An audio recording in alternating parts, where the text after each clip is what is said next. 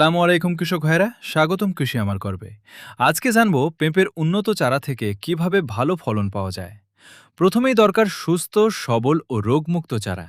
দুর্বল বা রোগাক্রান্ত চারা রোপণ করলে গাছের বৃদ্ধি ও ফলন কমে যেতে পারে। চারা লাগানোর আগে জমিতে ভালো পানি নিষ্কাশনের ব্যবস্থা করতে হবে, কারণ পেঁপে গাছ জলাবদ্ধতা সহ্য করতে পারে না।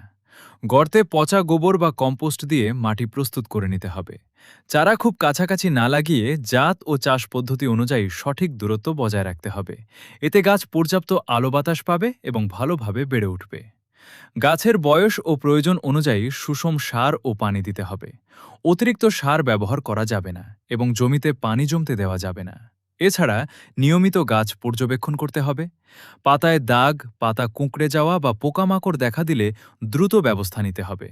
সম্ভব হলে সমন্বিত বালাই ব্যবস্থাপনা বা আইপিএম অনুসরণ করুন।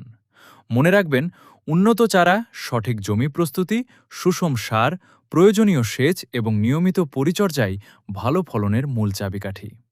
কৃষক ভাইরা, তথ্যটি ভালো লাগলে ভিডিওটি লাইক ও শেয়ার করুন এবং কৃষি আমার গর্ব চ্যানেলটি ফলো, সাবস্ক্রাইব করতে ভুলবেন না।